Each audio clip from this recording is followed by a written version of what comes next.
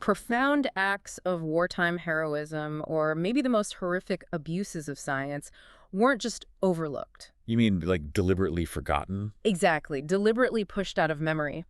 How do societies even, choose what stories to keep and which ones to just sweep under the rug? It's a heavy question. It is. And today we're taking a deep dive into two, well, they seem distinct, but they're actually incredibly connected narratives from World War II. Right. On one side, we'll uncover the really astonishing, largely uncelebrated work of female spies, operating deep in the shadows. And on the other? The other side is much darker. We'll confront the chilling reality of Nazi medical experiments. Yes. And the trials that followed. The landmark trials. They didn't just seek justice. They fundamentally reshaped, our whole understanding of medical ethics. So our mission today, for you listening, is really to pull out those essential nuggets of knowledge from the sources you've given us. We're going to reveal some, I think, surprising facts about these forgotten heroes, trace the powerful origins of modern medical ethics. And kind of connect those threads, right, to see how history actually grapples with its most uncomfortable truth. Ready to unpack this? Absolutely. Unpack feels like the right word. Layers of forgotten history, uncomfortable truths. Let's start by pulling back the curtain on these incredible yet mostly unsung female spies. The Special Operations Executive, SOE. Yes, the SOE, specifically the F section. Britain basically created the SOE as its answer to this new kind of intelligence gathering needed in World War II. F section was all about France. And what's really fascinating looking at the sources is just how unconventional their agents were. Totally. I mean, the profile wasn't what you'd expect. We're talking about mothers, Jewish women. Mm-hmm. There was even a disabled American woman. And get this, a Sufi princess. Incredible. Not your typical spies, then. Not at all. But their work was absolutely vital. The sources stress this. They significantly helped the Allies, played a big part in the D-Day victory, and were crucial support for the French resistance. You'd think with contributions like that, they'd be celebrated forever, wouldn't you? You really would. But here's where it gets, well, perplexing. Yeah. Despite an initial sort of spike in awards and recognition right after the war, Yeah, okay. these women were largely forgotten by the very society that honored them. Within 10 years of the SOE being dissolved, their stories just faded. Wow. Just like that. Faded away. It raises this really profound question, doesn't it? Why? Why such a dramatic erasure of genuine heroism? What do the sources suggest? Well, it seems to be a powerful mix of societal pressures. Like what? The expectation for women to just, return home, go back to pre-war norms. The domestic sphere? Exactly. And the sources suggest the very nature of their work, espionage, combined with their gender, sort of led directly to them being sidelined in public memory. So it brings up these bigger questions about commemoration, then. Absolutely. Whom do we commemorate? Does society decide? The government. Who actually earns the right or the honor to be remembered? Does a person's line of work maybe bar them? Or their gender? These are the tough questions the sources push us towards. Okay, let's make this more concrete. Let's focus on a couple of these remarkable individuals. Virginia Hall, for instance. Right, Virginia Hall. Virtually forgotten until, 20 years after her death? Yeah, something like that. And yet, the Nazis themselves called her the most dangerous agent of the war. They were actively hunting her. The most dangerous. That's quite a label. It really is. And there's even a suggestion in the sources that her incredible wartime career might have made some returning male soldiers and agents feel a bit, well... inferior. Overshadowed. Perhaps. It's a difficult thing to quantify, but the idea is there. Her impact, though, was undeniable. Oh, immense. She volunteered to go back into action in May 1944, even though the Gestapo knew who she was and were looking for her. That takes serious guts. Absolutely. She trained a French forces of the Interior Battalion, single-handedly. And the result? The direct result, according to the records, was 150 dead Germans and 500 captured. Wow. And beyond that, she was a vital radio operator, like the crucial link between the resistance fighters on the ground and the London office. And didn't she receive a major U.S. award? She did, the Distinguished Service Cross, awarded May 12, 1945. She was the only civilian woman to get it at that point. So why wasn't that a bigger deal? Well, here's the thing. She chose not to have a public ceremony. Why not? Because she was still an active intelligence agent. Revealing her identity publicly was just too risky. Makes sense, but it probably contributed to her being forgotten later. Almost certainly. And there's another layer. Our sources point to Charles de Gaulle's post-war efforts to kind of downplay the Allied role in liberating France. Ah, the national narrative. Right. And in doing that, he effectively helped erase Virginia Hall's contributions from public memory, too. It really shows how history isn't just what happened, it's about who tells the story and why. It's curated, like you said. Okay, let's talk about Odette Hollows. Odette, yes. Her story is a bit different. She actually had immediate post-war stardom. Oh, really? Yeah, but tragically, it sort of dwindled away by the end of her life. But her actions during the war, Well, legendary, right? absolutely. When she and her circuit leader, Peter Churchill, who she was also in love with, were captured. What'd she do? She saved them both, basically, Yay. with incredible quick thinking. She claimed Churchill was the Prime Minister's nephew, Winston Churchill's nephew, and that she and Peter were married. Bold move. Did it work? It seemed to confuse the Germans enough, yes. Yeah. Bought them time and perhaps slightly better treatment initially. That's amazing. And that wasn't all. She was interrogated about another agent, Rabinovich, codename Arnaud. Who was he? Apparently the best wireless operator in France, known for having the temperament of a wolverine.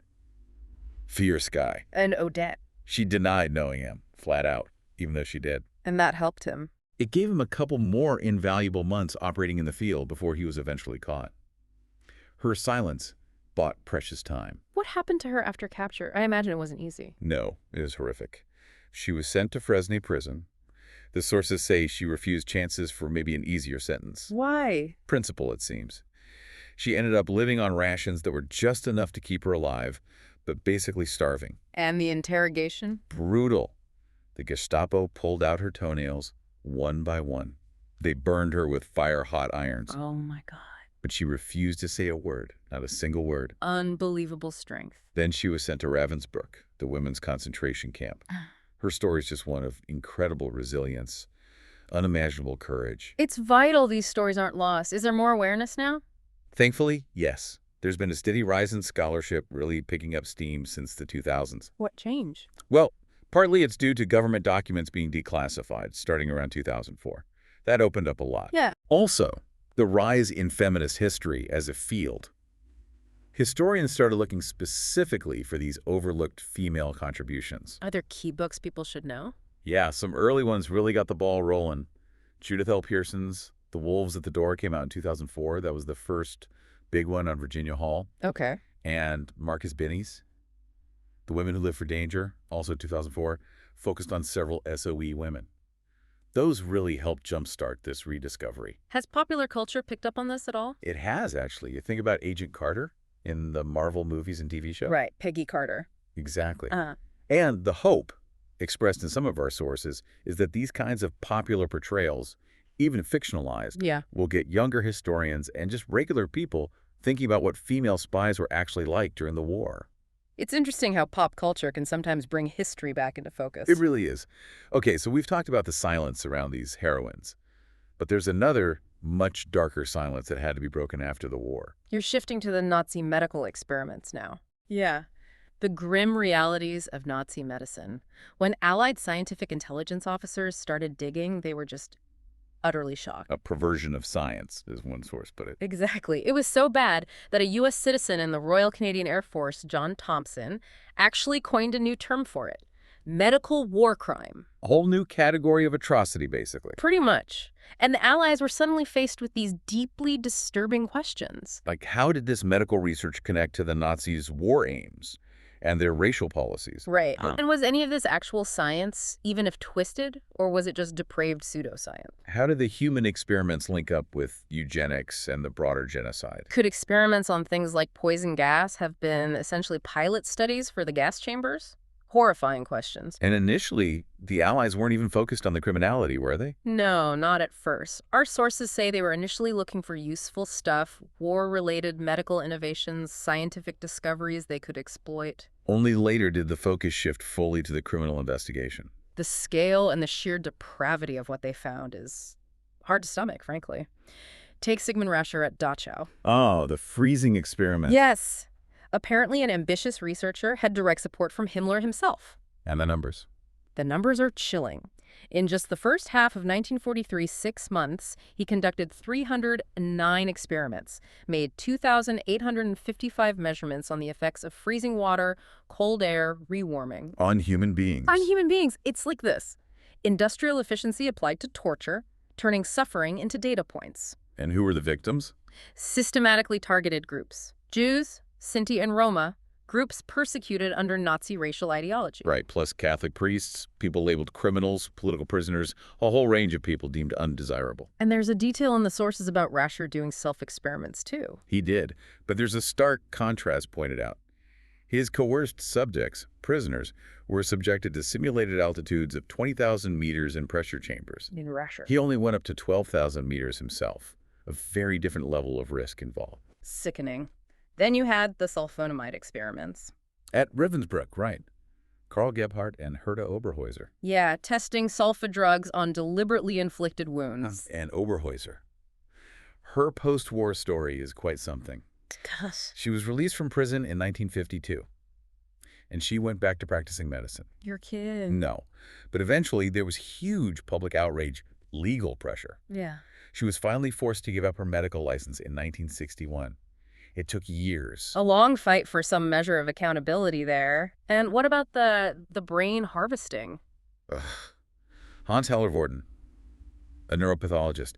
The sources describe him obtaining this immense supply of what he called fine and unique specimens, human brains. From victims of the regime. Yes, Yeah. And his justification is just breathtakingly callous.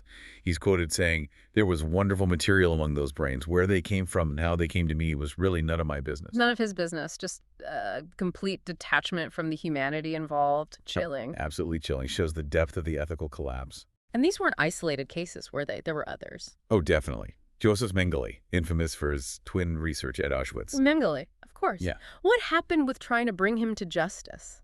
Disturbingly, the sources say U.S. authorities handed over responsibility for the Auschwitz trials, including Mengele, to the Polish government. And later, they apparently falsely claimed Mengele was dead based just on his wife's word. He escaped justice. Unbelievable. Who else? Carl Schilling, a malariologist.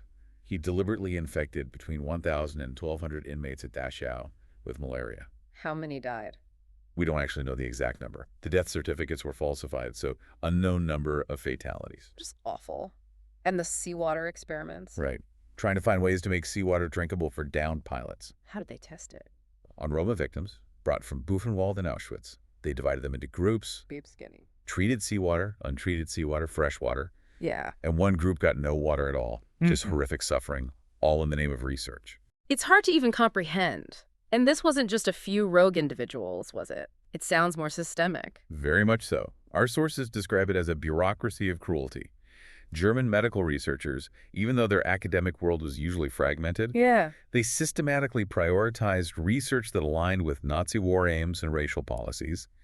They actively drafted prisoners from concentration camps into their research projects. So the camps became labs. Essentially, yes. Right. And pharmaceutical companies were involved too. How so? The sources state they saw the camps as ideal experimental facilities, especially when lab animals were scarce. Ideal. Because they had captive human subjects. Exactly. And even more chillingly, some believed human tests were scientifically desirable anyway. It shows a disturbing level of complicity beyond just the individual doctors. Which brings us to a crucial point. Justice. How did the world even start to grapple with this? Well, that leads us to the Nuremberg medical trial and the code it produced. But was a trial always planned for the doctors? Surprisingly, no. Our sources say when the war ended, the Allies actually lacked any policy for dealing with perpetrators of these medical atrocities. There was no intention of holding a specific medical trial at first. Really? So what changed? The main International Military Tribunal, the IMT, was agreed upon in August 1945.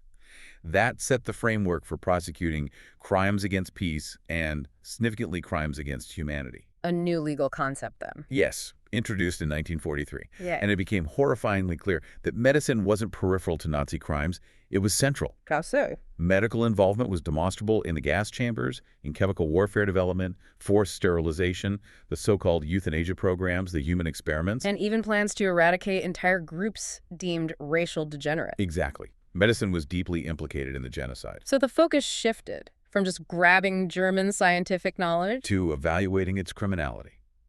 And the Nuremberg medical trial started to take shape. Who are the key figures on the Allied side? Pilford Taylor was the chief prosecutor for the U.S. Then there was Leo Alexander, a psychiatrist and intelligence officer. What was his contribution? He developed this really chilling concept, phenatology as a scientific technique of genocide. Basically analyzing how the Nazis turned the study of death itself into a systematic method for killing. Wow, that's dark. It is. And then there was Andrew C. Ivey, a physiologist. He became a controversial figure. Why controversial? Because he defended American wartime experiments conducted on prisoners, arguing they were absolutely justified, which obviously created some tension given what they were prosecuting the Nazis for. I can imagine. So the trial begins. December 9th, 1946. 23 defendants indicted, doctors and administrators. What were their defenses? How did they try to justify what they'd done? A range of things, according to the sources. Some claim they were just conscientious scientists doing research. Just science. Others fell back on the classic acting under orders defense. Some tried to argue they were only experimenting on prisoners already condemned to death, claiming it was some kind of traditional right. A traditional right to experiment on condemned prisoners. That was the claim. A few even pointed to their own self-experiments as justification. But the prosecution argued it was more than just bad ethics. Exactly. They successfully argued this wasn't just unethical practice, it was murderous science, directly linked to suffering and death on a massive scale. And the most lasting outcome of this trial? Without a doubt, the Nuremberg Code. It emerged directly from the proceedings. What's the core principle? The absolute necessity of voluntary consent. That was paramount. The first principle, voluntary consent, is absolutely essential. A total game changer. That feels monumental. What else did the code establish? Several key rules. Experiments must aim for results that benefit society.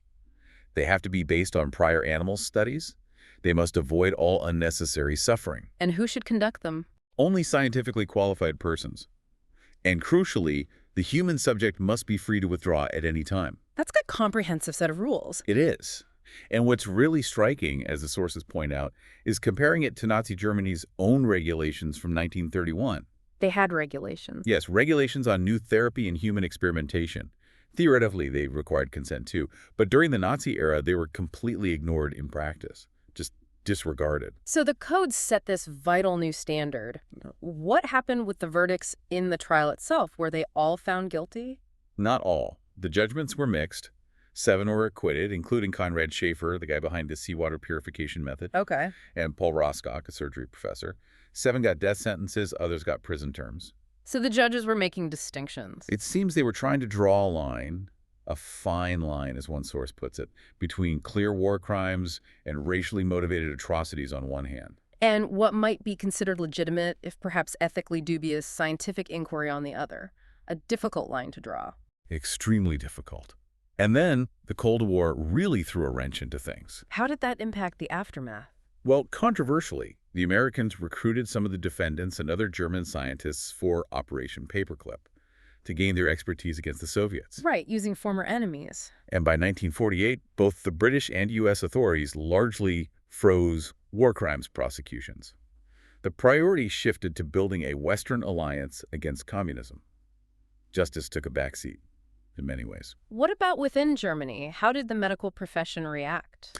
Initially, a lot of difficulty. Our sources say the profession struggled with how to respond.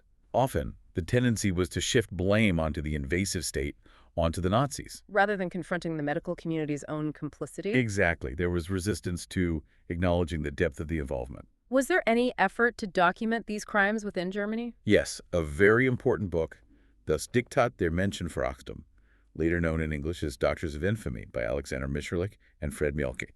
It was meant to be a crucial documentation. What happened to it? It was largely suppressed in West Germany for years. The medical establishment wasn't ready to face it. And the victims? What about compensation? That remained a huge, largely unresolved issue. The sources highlight the case of the Ravensbrück rabbits, the women subjected to Gebhardt's sulfonamide experiments. Did they receive compensation? Only 5 of them received anything under West German regulations passed in 1951. Just 5. A stark reminder of how inadequate the response often was for the survivors. So the Nuremberg Code was created, but it sounds like it faced resistance and wasn't immediately embraced everywhere. That's right. Its adoption was slow. but its influence grew over time. It became a foundational document for modern medical ethics. Where did it start showing up? It began to be cited in U.S. court cases, for example, a 1969 kidney transplant case, a 1973 psychosurgery case. Its principles started embedding in legal and ethical frameworks. And its relevance to other unethical research. Hugely relevant, especially in questioning and eventually exposing the horrific Tuskegee syphilis study. That ran for decades, didn't it? Shockingly, yes.